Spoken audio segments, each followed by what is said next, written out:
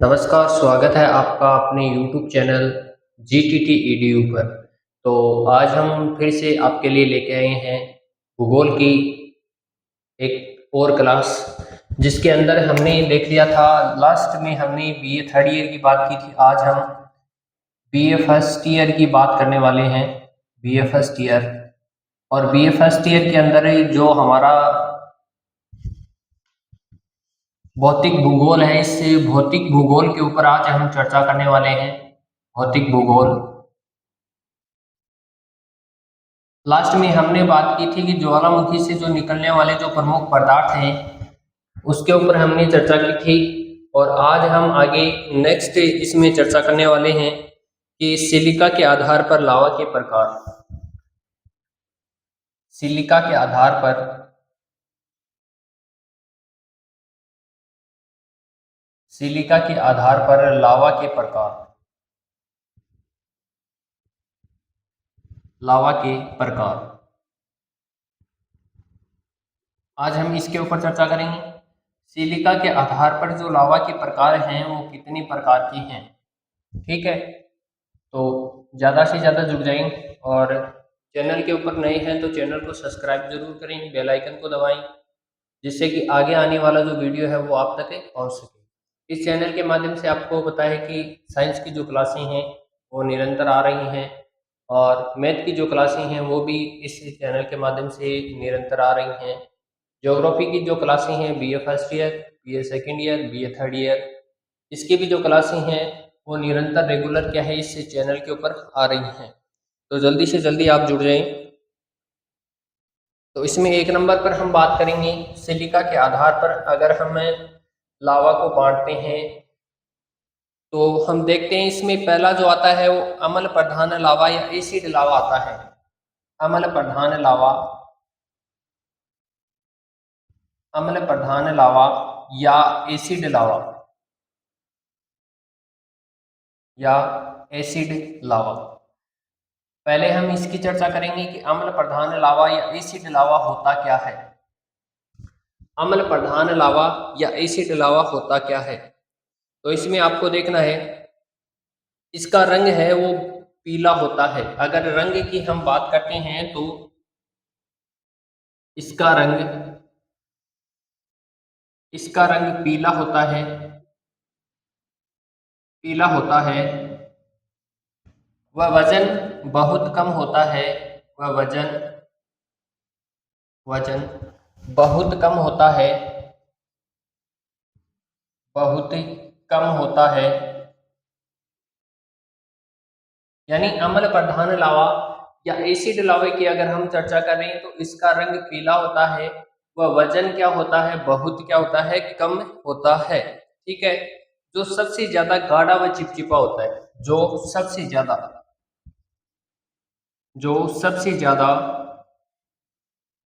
गाढ़ा व चिपचिपा होता है। गाढ़ा व चिपचिपा होता है। कहने का तात्पर्य यह है कि अम्ल प्रधान लावा या एसिड लावा, तो इसके बारे में अगर हम जानते हैं तो इसका रंग क्या होता है, पीला होता है। इसका रंग क्या होता है, पीला होता है। वजन की अगर हम चर्चा करेंगे, वजन की अगर हम बात करेंगे तो वजन क्या होता है, बहुत ही कम होता है। जो सबसे ज्यादा क्या होता है, गाढ़ा व चिपचिपा होता है। अगर लावे की अगर हम बात करेंगे तो लावा कैसा होता है, गाढ़ा व चिपचिपा होता है। ठीक है, और वह ऊंचे तापमान पर पिघलता है। ये क्या करता है, ऊंचे तापमान पर पिघलता है। ऊंचे तापमान पर पिघलता है। यह है हमारा एक नंबर अम्ल प्रधान या एसिड लावा, जिसकी हम चर्चा कर रहे हैं। तो इसका रंग कैसा होता है, पीला होता है। वह वजन की अगर हम बात करते हैं तो बहुत कम होता है। जो सबसे ज्यादा क्या होता है, गाढ़ा व चिपचिपा। तो गाढ़ा व चिपचिपा क्या है, गाढ़ा व चिपचिपा लावा है। ठीक है, ऊंचे तापमान के ऊपर पिघलता है। ऊंचे तापमान के ऊपर क्या है, ये जो अम्ल प्रधान लावा या ये एसिड लावा है, ये क्या करता है, ऊंचे तापमान के ऊपर पिघलता है। तो एक बार आप इसका स्क्रीनशॉट ले लें।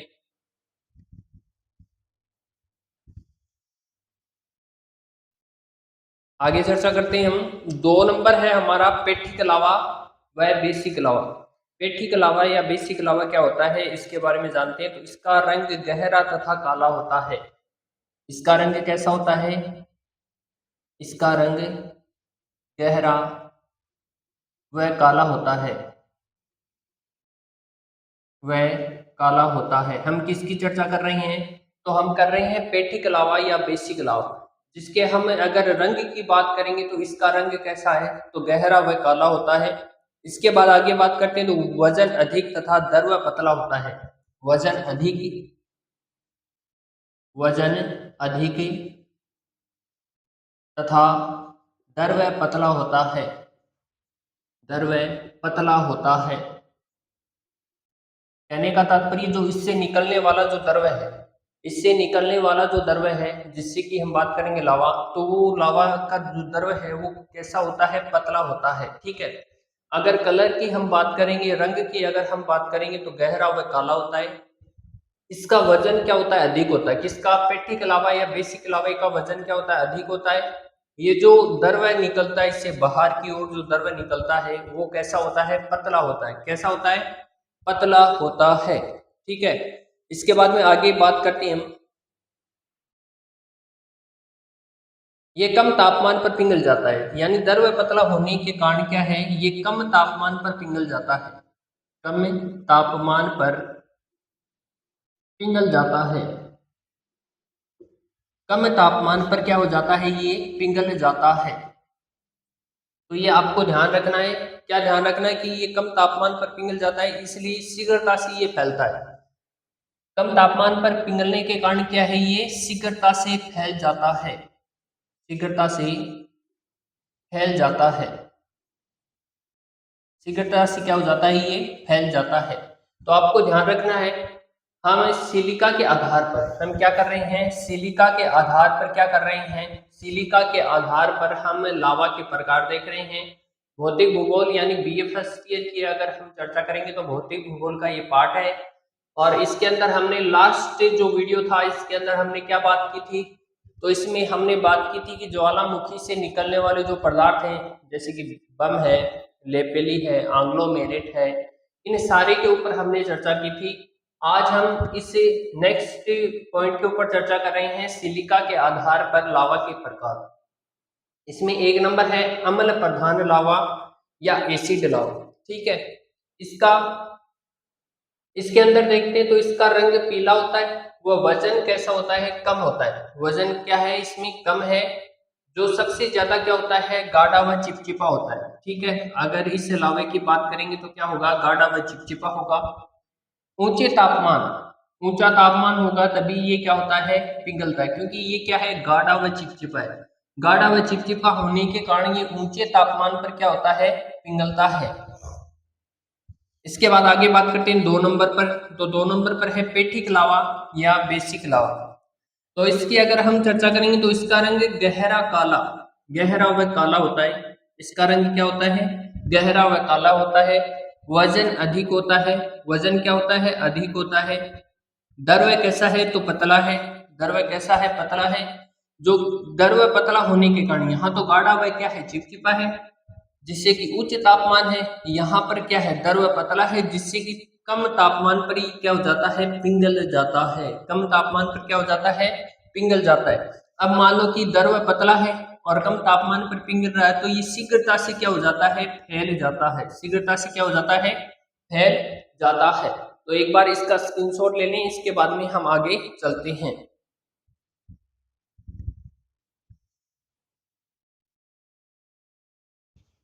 तो आपने स्क्रीनशॉट ले लिया होगा। अम्ल लावा, अम्ल प्रधान लावा या एसिड लावा, और दूसरा है इसमें पेठिक या बेसिक लावा। ये दो ही हैं सिलिका के आधार पर लावा के प्रकार। इसके बाद में हम नेक्स्ट पॉइंट के ऊपर चर्चा करेंगे। तो वीडियो को शुरू से लेकर अंत तक जरूर देखना, क्योंकि कॉन्सेप्ट के साथ में हम एक पॉइंट को दूसरे पॉइंट से रिलेट कर रहे हैं। ठीक है। देखो यहाँ पर आपको पता चल रहा होगा कि गाढ़ा व चिपचिपा होने के कारण यहाँ पर तापमान क्या रहता है? उच्च, यानी उच्च तापमान के ऊपर पिघलता है। और यहाँ पर हम बात करेंगे तो द्रव पतला है, जिससे कि कम तापमान पर ये क्या हो जाता है, पिघल जाता है और शीघ्रता से क्या हो जाता है, फैल जाता है। तो एक पॉइंट से दूसरे पॉइंट को हम रिलेट करते हैं, तो आपको वीडियो को शुरू से लेकर अंत तक जरूर देखना है, ठीक है, क्योंकि वीडियो को शुरू से लेकर अंत तक नहीं देखते हैं तो हमारा जो कॉन्सेप्ट है वो बिल्कुल भी क्लियर नहीं होता है, ठीक है। तो इस प्रकार से आपको क्या है, शुरू से लेकर अंत तक इसको क्या है, देखना है, जिससे कि आपका कॉन्सेप्ट है वो क्लियर हो जाए। और ज़्यादा से ज़्यादा इस वीडियो को क्या है, अपने दोस्तों के साथ में, अपने मित्रों के साथ में, सभी के साथ में क्या करना है, शेयर करना है। अगर चैनल को सब्सक्राइब नहीं किया तो चैनल को सब्सक्राइब जरूर करें, ताकि आगे आने वाला जो वीडियो है वो आप तक पहुंच सके। अब देखो आगे हम चर्चा कर लेते हैं। ये हो गया हमारा सिलिका के आधार पर। अब हम आगे चर्चा करेंगे ज्वालामुखी के जो रूप है,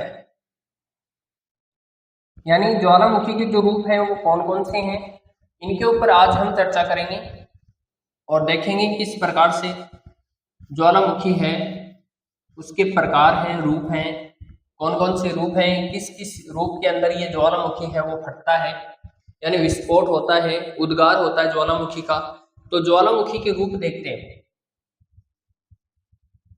ज्वालामुखी के रूप, ज्वालामुखी के रूप। अब ज्वालामुखी के जो रूप है वो कितने हैं, इसके ऊपर चर्चा करते हैं। तो पहला जो रूप है उसकी बात करेंगे हम, केंद्रीय उद्गार वाले ज्वालामुखी। केंद्रीय उद्गार वाले ज्वालामुखी, उद्गार वाले ज्वालामुखी। और दूसरे की अगर हम चर्चा करेंगे तो 2 नंबर पे है हमारा दरारी उद्भेदन वाले ज्वालामुखी। दरारी उद्भेदन वाले ज्वालामुखी।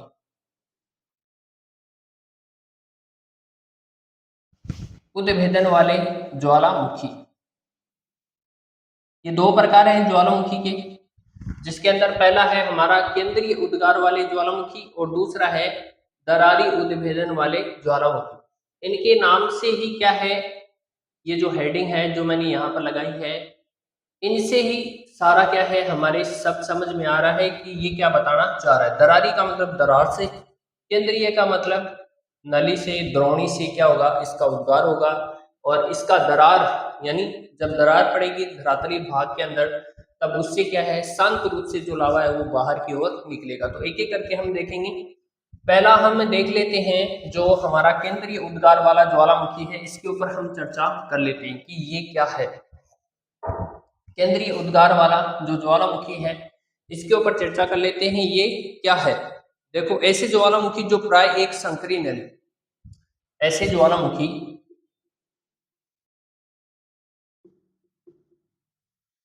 ऐसे ज्वालामुखी जो प्राय एक संकरी नली, एक संकरी नली या द्रोणी, संकरी नली या द्रोणी। जैसे कि हम बात करेंगे, मैं यहाँ पर एक चित्र के माध्यम से आपको समझाना चाहूंगा कि ये क्या है, एक संकरी नली है या द्रोणी है।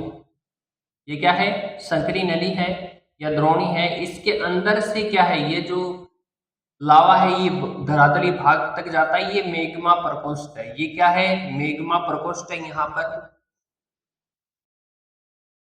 मेग्मा प्रकोष्ठ। और ये क्या है, लावा ऊपर की तरफ जा रहा है, ठीक है। और ये क्या है, ये ज्वालामुखी नली, ये क्या है, ज्वालामुखी नली है।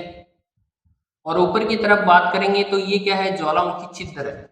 ये क्या है, ज्वालामुखी छिद्र है, ज्वालामुखी छिद्र, ठीक है। तो इस प्रकार से ये चित्र बनता है हमारा, ठीक है। इसमें ऊपर की तरफ आ जाएगा ज्वालामुखी छिद्र, बीच के अंदर अगर हम बात करेंगे तो ये है लावा, और हम इसकी बात करेंगे तो ये ज्वालामुखी नली, और नीचे की तरफ है मेग्मा प्रकोष्ठ, जहां से मेग्मा ऊपर की तरफ आता है, तो ये चित्र बनता है। तो एक संकरी नली या द्रोणी, द्रोणी के सहारे जब लावा तथा गैस, द्रोणी के सहारे, द्रोणी के सहारे जब लावा, गैस, पत्थर के टुकड़े, पत्थर के टुकड़े, यानी क्या क्या बाहर आएगा, द्रोणी या नली के सहारे लावा बाहर की तरफ आएगा, गैस आएगा, पत्थर के जो टुकड़े हैं वो बाहर की ओर निकलते हों, बाहर की ओर पत्थर के टुकड़े क्या है, बाहर की ओर निकलते हों, बाहर की ओर निकलते हों, निकलते हों, उसे केंद्रीय उद्गार वाले ज्वालामुखी कहा जाता है। उसे केंद्रीय उद्गार वाले, केंद्रीय उद्गार वाले ज्वालामुखी कहा जाता है, ज्वालामुखी कहा जाता है, ज्वालामुखी कहा जाता है। ठीक है, ये बात आपको ध्यान रखनी है कि केंद्रीय उद्गार वाले ज्वालामुखी किसे कहा जाता है, तो ऐसे ज्वालामुखी जो प्राय एक संकरी नली या द्रोणी, तो आपको यहाँ पर एक नली दिखाई दे रही, संकरी नली, जिसको ज्वालामुखी नली के नाम से जाना जाता है, उससे क्या निकलेगा, लावा।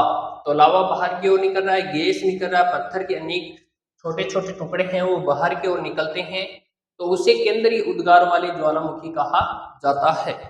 इसके बाद आगे बात करते हैं, ये ज्वालामुखी बड़े ही खतरनाक होते हैं, ये ज्वालामुखी, ये ज्वालामुखी बड़े ही, बड़े ही खतरनाक, बड़े ही खतरनाक व भयानक विस्फोट वाले होते हैं, भयानक विस्फोट वाले होते हैं, भयानक विस्फोट वाले होते हैं। यानी कहने का मतलब है ये ज्वालामुखी क्या है, खतरनाक होते हैं, क्योंकि इनका जो विस्फोट होता है, जो धमाका होता है वो बहुत ही भयानक होता है। ठीक है, मतलब जोर से होता है, जिससे क्षेत्र विशेष में बड़ी मात्रा में जन धन की हानि होती है, जिससे क्षेत्र विशेष में, क्षेत्र विशेष में बड़ी जन धन की हानि होती है, जन धन की हानि होती है, जन धन की हानि होती है। कहने का तात्पर्य ये है कि जिस क्षेत्र के अंदर क्या है इस प्रकार के ज्वालामुखी फटते हैं, उस क्षेत्र के अंदर क्या है, जन धन की जो हानि है वो क्या है, ज्यादा होती है। ठीक है, ऐसे ज्वालामुखियों में जो गैस की तीव्रता है, गैसों की तीव्रता ज्यादा होती है, गैसों की तीव्रता ज्यादा होती है।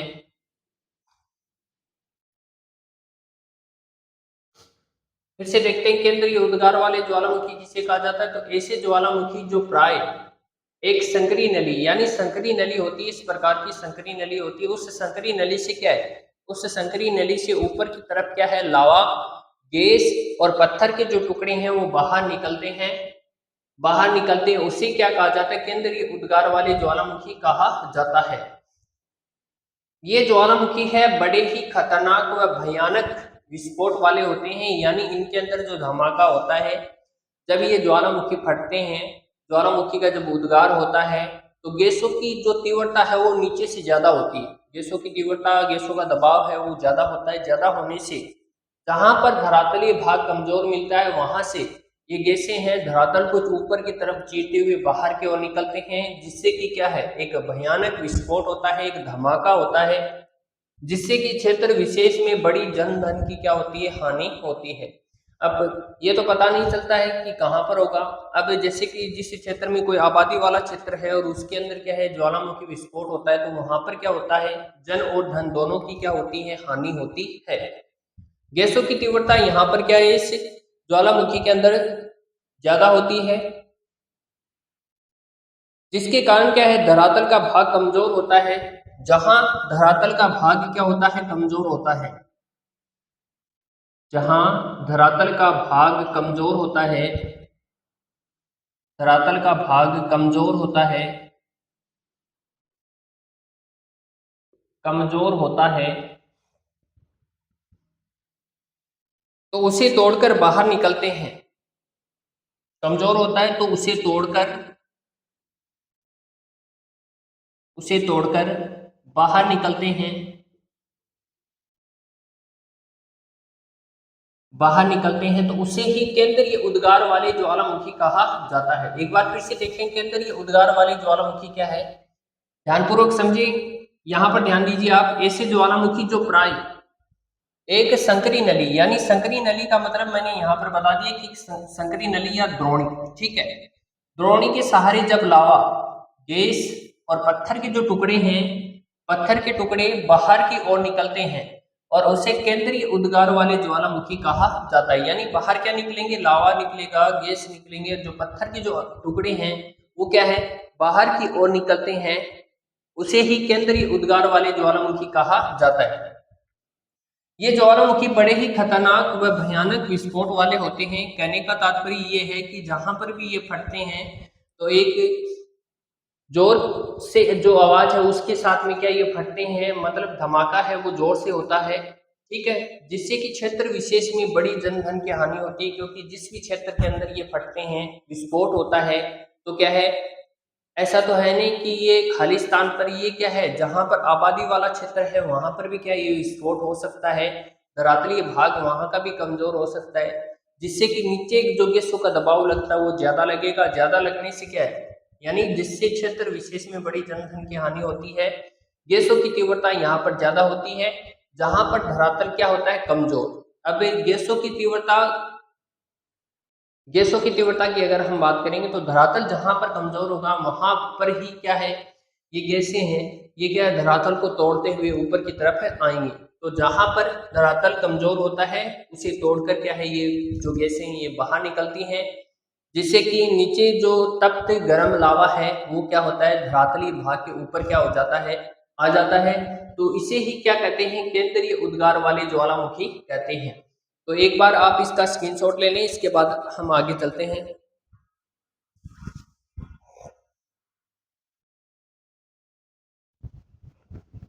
तो ये बात आपकी समझ में आ गई होगी, ठीक है।